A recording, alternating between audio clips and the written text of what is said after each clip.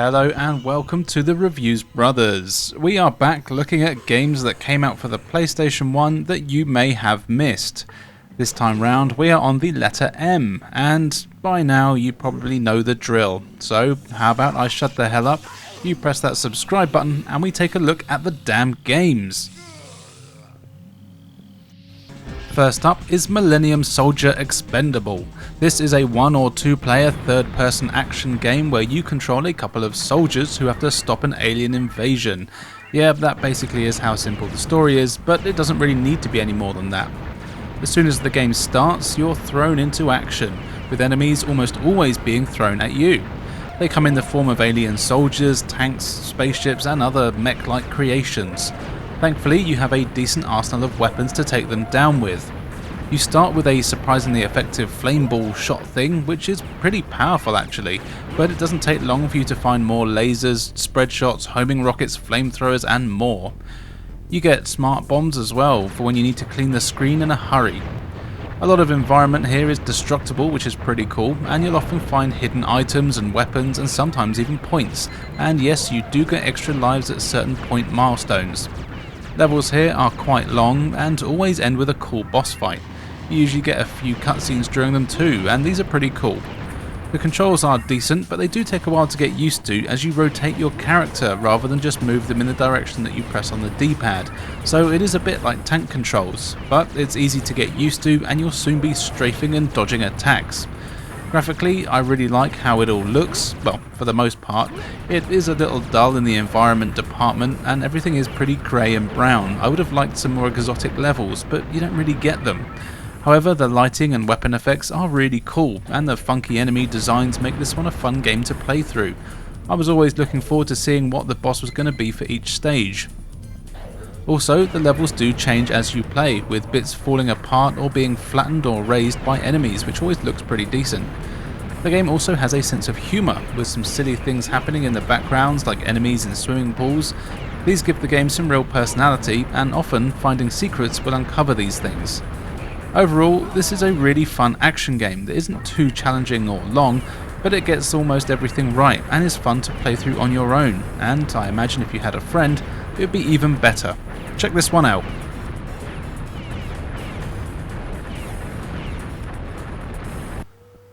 Time to butcher a name now with Mizuki Shigeru no Yokai Botuden, which is a crazy Japanese 3D fighting game, which, yeah, as you can tell, it never left Japan, so I don't really know what the hell is going on here. But from the looks of it, you choose from a roster of Japanese folk monsters and then battle it out, eventually coming up against a female Dracula and then Death himself. The cast of characters are definitely the stars of the show here, with ghost women, evil weasels, strange baby men things, ogres, cyclops and strange birdmen. As you know, each one of these has their own stats, fighting styles and special moves. It's a 3D fighter, but everything is played on a 2D plane, so you can't dodge left or right, and I actually tend to prefer this as I'm not massively into 3D fighters. The gameplay isn't necessarily the best here, but it is very playable. The attacks are all actually responsive, and the special moves are surprisingly easy to pull off using Street Fighter style inputs. This means it is easy to pick up and play. Button mashing does actually do quite well here too. The enemy AI here isn't that tough though, and I did find that I could cheese my way through most of the matches with just a few attacks, until you get to the final boss, who then just kick the crap out of me. The graphics have a bit of a strange charm to them. It's not that much of a looker, but I do really love the weird style and bizarre characters. It does make them stand out from any other fighter. But as it sometimes is the case with dodgy 3D fighters, the animation can be quite jerky and the hitboxes and detection aren't perfect. But as I said before, it's still very playable and actually quite enjoyable. This would be a great game to play with your friends of an evening, just to see the wacky characters beating the shit out of one another.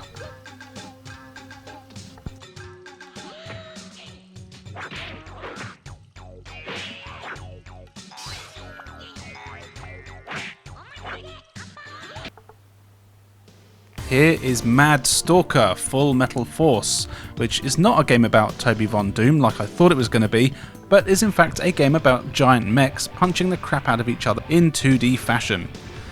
As it's about giant mechs, it may come as no surprise that this one also never left Japan, to my knowledge. It's a really fun 2D side-scrolling game though, and it plays kind of like Ninja Warriors on the SNES. You can only move left and right here, and you press up on the D-pad to jump, which does actually take a little while to get used to. Every other button on the controller is a different attack. You've got weak attack, strong attack, a sword slash and a dash button, and when combined with the other attacks it does a variety of throws and sword attacks. You also have access to a few guns and grenades. Some of these are mapped to the shoulder buttons, however you can actually do Street Fighter style inputs instead to pull off the attacks, which is cool. Interestingly, the game actually does try to put an emphasis on doing combos, and you've got plenty of attacks available to make this work. As you fight, you build up an overdrive bar, which is then used to do a really powerful grenade attack using the L2 button, or if you want to be fancy, just do a Ryu Dragon Punch input. You get quite a few levels here, each one tends to be split into a few parts, but plays the same. Waves of enemies will attack you from all angles, and it can get pretty tough. The controls are good and responsive though, but it does do this weird lock-on thing when you're near enemies, and as you press backwards to block like you would in a Street Fighter game, rather than turning around, you just sort of walk away from them. This can make it hard to avoid being attacked from behind.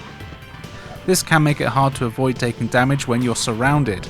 I can kind of see why it's done like this, as you can block, but it makes retreating tougher than it needs to be. Levels all end in a good boss fight, and these can be pretty tough too, with enemies having more complex and dangerous attacks. But you do get unlimited continues, so really the game is a bit of a cakewalk. I really like the sprite work and animation here though, and it all looks great. I just wish there was more variety in the stages, which do feel a bit samey and all just tend to be in a city. Overall though, this is a really fun game and well worth trying.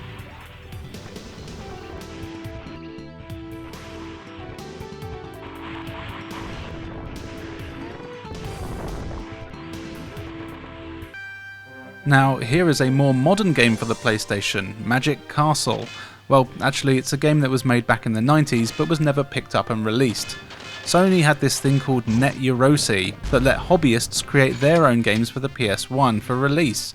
This is one such game, and it was properly released in 2020, so not that new, but you know what I mean.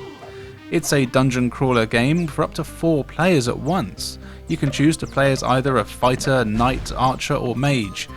Each character has his or her own speed and attack stats, as well as a number of spells and equipment available to them. The story goes that an evil bloke turned all the money in a castle into monsters, but when you kill those monsters it turns back to regular old dollar bills, yo. So the greedy adventurers explore the castle to get rich or die trying, and you will die a lot. Everything here is randomly generated, so no playthroughs are the same, though after a few tries you will see the same assets being used over and over, but in different locations of course. It can be strange, and it does also mean that you'll find weird things like staircases that literally go nowhere and things like that. Each level is packed with rooms and enemies though, and you'll need to fight, partly as you want to get the money, but also because one of the enemies has a key to the next floor. This does tend to be the biggest monster you can find, but not always, so it is in your interest to kill everything you see. Thankfully, when you find the key, you just have to whack it a few times to move on to the next floor. But if you haven't finished treasure hunting, then you can just carry on doing that and the key will stay where you found it. Enemies don't respawn, which is great. You'll find more powerful weapons and armour as you play, and you'll need this as the enemies are all tougher than they look, though this is partly down to some dodgy hit detection and slow attacks. I tried all the characters, and for me the knight and mage were the best ones thanks to their power and spells available. You'll also level up as you play, letting you do more damage and take a few more hits, but it is still quite easy to die. The controls are simple, you move around and have an attack, jump and magic button. The shoulder buttons go through your inventory, letting you quickly use potions and items in real time. No need for menus here. The game looks cool with nice 3D dungeons and 2D pre-rendered sprites for everything else. It really does have a cool style to it, and it made me want to see what enemies appear later in the game. My main issues with the game though, other than the dodgy hit detection, are the lack of camera controls. It does try to swing around and be useful, but doesn't do the best job, often leading to missing an item or walking into an enemy by mistake. But the most annoying thing is just how slow all the characters move. Even the fighter and archer, who are meant to be the fastest of the 4, move really slowly, and just walking across a room can feel like it takes forever. Though really these are only minor gripes, and this is a really fun game to play. It's very challenging, but take your time and you'll be able to get through it. It's available to download now for free, and it's well worth doing so.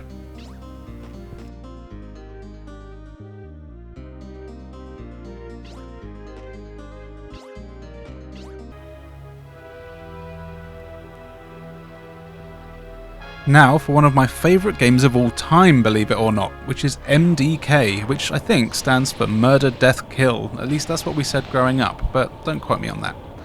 MDK is a fantastic third-person action game where you play as Kurt, and along with your scientist mates and Bones, the four-armed dog, you have to save the universe from evil aliens who are taking over with their giant mine crawlers. Levels always start out with you free-falling towards the ground while avoiding a laser that, if it touches you, makes some homing missiles fire out. These aren't actually that hard to avoid, and while you're falling, you'll also be able to collect a few power-ups, which means you start the level with better weapons or more health, which is handy. When you do land, you control Kurt in a third-person view, and you'll go around some pretty large and often pretty damn crazy levels. These are always packed with aliens, platforms, and sometimes even some basic puzzles. You have a chain gun attached to your arm that has unlimited ammo, but you can also pick up a super chain gun that does massive damage, but has limited ammo. You'll find items on your way like grenades, whirlwinds, and even a dummy decoy. The game does not take itself seriously at all, which you'll notice when you find items like the world's smallest nuclear explosion and the world's most interesting bomb. And often the power-ups are crazy, but these do massive damage to the enemies. And there's quite a lot of enemies here. You get a basic alien soldier all throughout the game, as well as a number of tougher aliens, robots and tanks. They all look really great and have a ton of personality, as they'll even sometimes run away screaming and try and hide from you, or if there's lots of them, they'll be brave and come after you. The larger enemies do a lot of damage, but are often quite slow, but you can see enemy health bars, which is nice. And each of the bosses is really fun to fight, and they all have a different tactic you need to use. What also helps is that you have a really cool sniper mode, which you can do by pressing the select button. Here you can zoom in and out on enemies and kill most of them in just one headshot. You get a lot of different ammo types here too, from homing shots to rockets, mortars, and even an airstrike where Bones the dog flies in and ruins everyone's day. The sniper mode is well used, and it's often required for puzzles or killing bosses. The game also has a ton of platforming in it, and you have to have what is one of the coolest looking parachutes ever as part of your standard kit, but yeah, just ignore the physics behind it. Holding the jump button makes it appear, and you'll be able to slowly glide down, getting you across larger jumps or surviving the surprisingly common huge chasms that you have to go down. Graphically, the game is good, though not as good as the PC version, which is what I grew up with and still own to this day. Your character is pre-rendered and looks awesome with some great animation, though a lot of them have been taken out for this PlayStation version, which is a shame.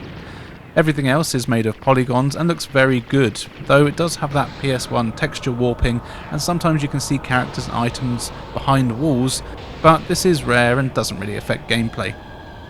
Each of the levels here is massive and has the cool boss fight at the end, and the variety really is great, as you'll often do stuff like snowboarding, commandeering enemy ships, and even some on-rails levels, and even a bit of luge.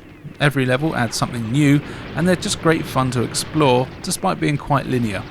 There's secrets and Easter eggs all over the place to find as well though.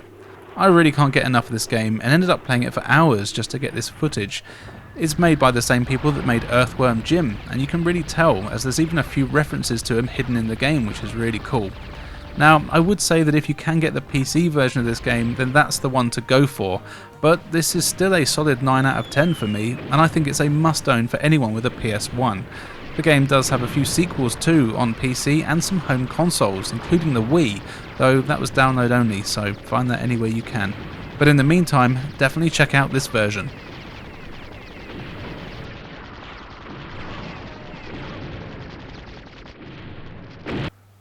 Next up is Machine Hunter, a top-down action game that really reminds me of the Loaded games, which you may remember from the previous video in the series. You play as a machine hunter, a long-haired dude with a funky purple pajama outfit, and you're sent to various planets to rescue hostages and of course kill anyone or anything that gets in your way. But what's cool here is that you have the ability to take over any robot enemy that you come across, and there's a good few of them. You've got to battle the robots with your wimpy pistols, but when you start to see them spark, just walk up to the robot and you'll transfer into it. This not only restores your health, but also gives you all the abilities of the robot you've taken over. This is a really cool game function, and you'll need to swap between robots quite often. They all have unlimited ammo for their weapons, with some having a few different firing modes, and you'll get standard shots, rockets, grenades, lasers and more. If you merge with the same robot that you're already in charge of, then this just restores your health.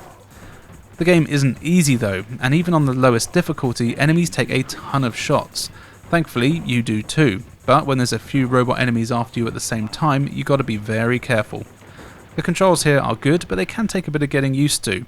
You move with the D-pad, and then it kind of plays like a twin-stick shooter, as each button on the controller shoots in a different direction, and the shoulder buttons are being used to strafe, change weapon, and use bombs. It still works though, and if you've ever played Smash TV on SNES, you'll feel right at home here. Graphically, the game looks cool with pre-rendered characters and 3D levels, and there's loads of them. They each have multiple objectives, and you'll do more than just kill everything, though you do need to do that as well.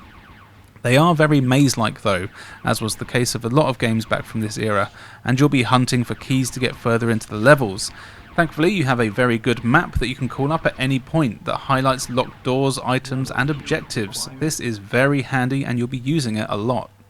I did find that the levels were all quite similar though, and I did often get lost as they are pretty big, though I never really got annoyed with this as moving around the levels is just good fun. I really expected this not to be a very good game, so I was surprised when I realised I'd be playing for nearly 3 hours and was having a blast. This one is highly recommended, but be warned, it is not a cakewalk. Transfer complete.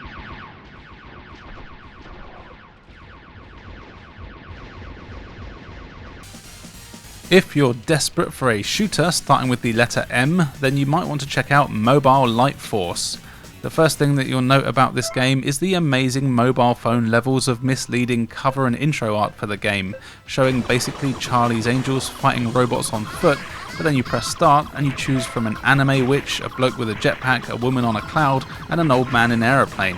Mobile game manufacturers would be so proud.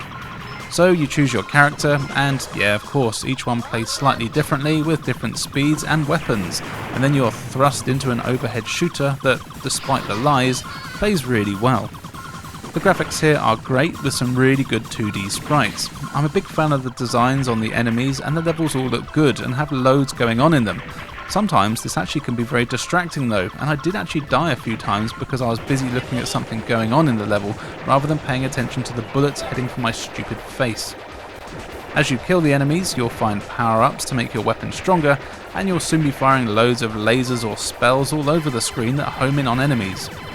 Levels here end in big boss fights. These can become quite bullet hell-like, with dozens of bullets coming at you all at once. Thankfully, the hit detection is very good, and I never felt that I died unfairly. What's interesting is that while all the characters have the same levels, they're played in different orders depending on who you are. This doesn't really affect anything in the game, but it's a nice way to make sure that you aren't playing the same few levels over and over while you get used to the game. And while this game doesn't really do anything new, and it is kind of generic I suppose, I really did have a lot of fun playing it, and I had a good time checking out the different characters and seeing the crazy bosses.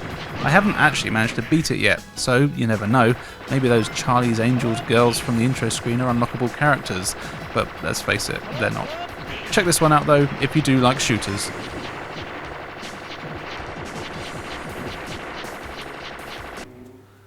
Time for a very strange game now with Manic Game Girl.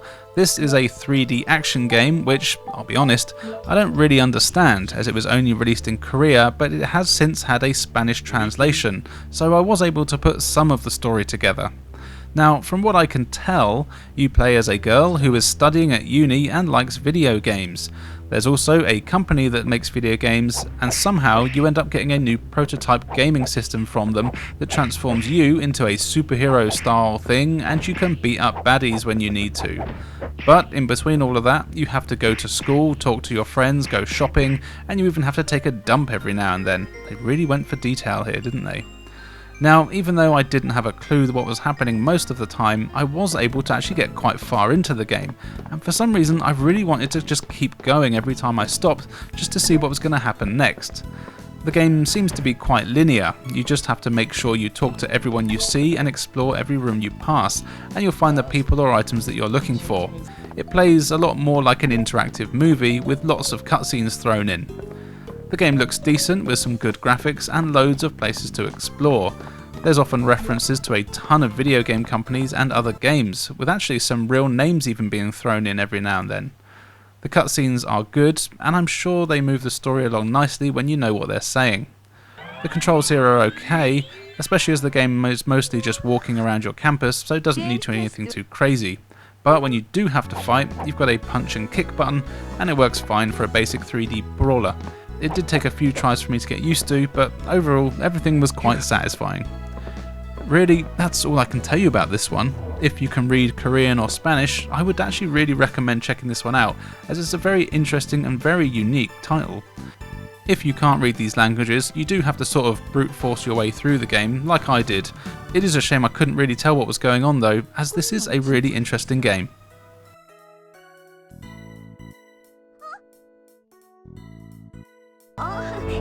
Now for a game that I can understand. This is Martian Gothic Unification.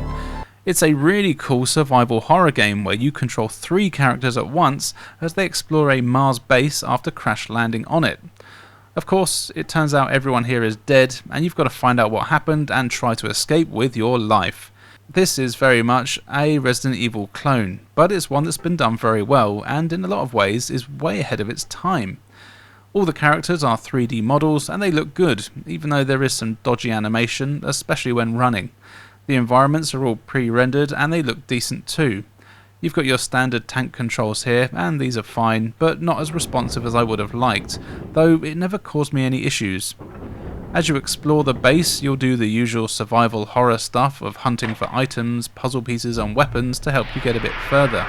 You've got quite a limited inventory here, though actually saying that, it is kind of generous compared to games like Resident Evil.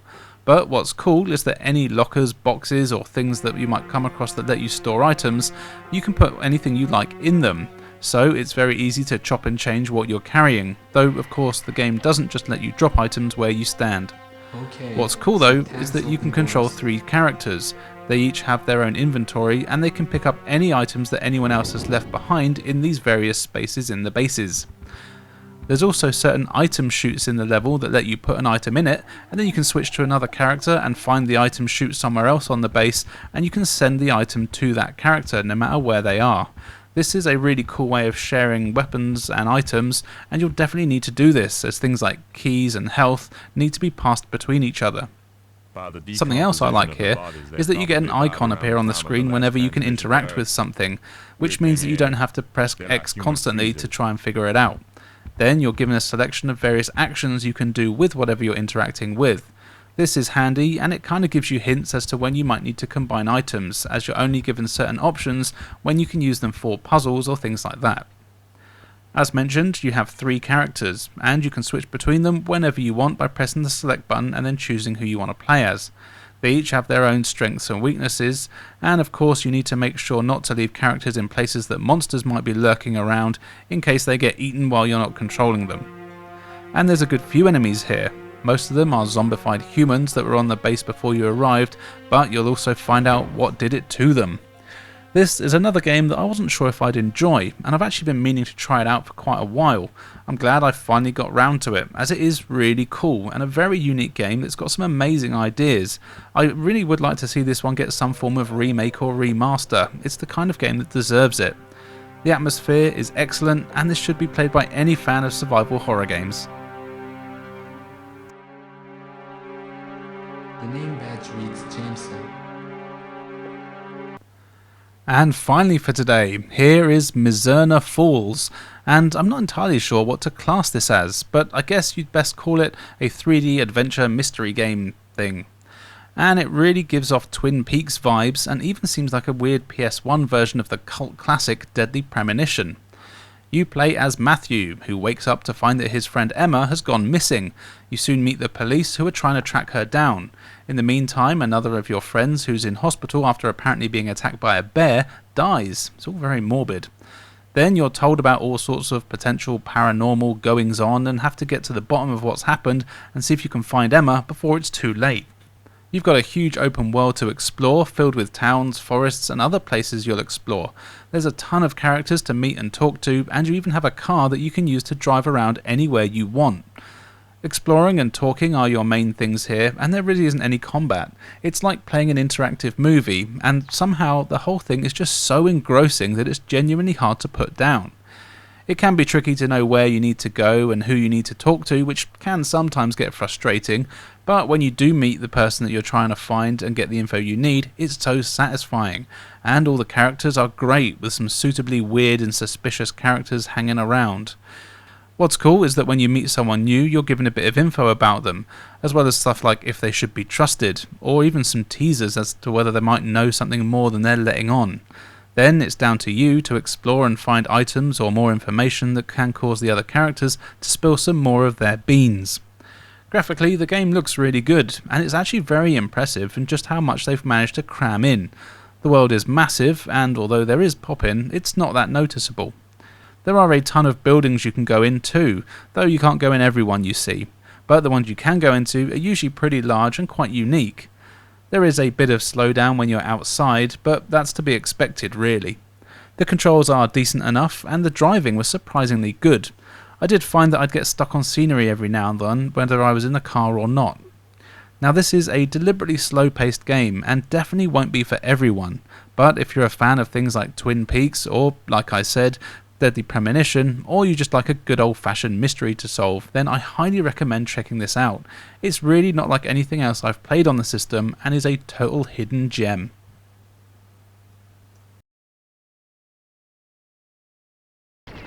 So there you go, 10 games beginning with the letter M that you may have missed. Are there any more? This was actually quite a tricky letter to do, as there were quite a few more games that I wanted to include, like Micro Machines or maybe even Micro Maniacs. Be sure to let me know in the comments below any more that you know about for this letter, or any other one for that matter. Don't forget to check out the other letters in the series, as there's a ton of games that you may have overlooked that are worth playing. On screen now you can see where you can follow me, so please do so. There's loads of content for everyone to enjoy. Now, all that's left for me to say is thank you for joining us, and we'll see you next time.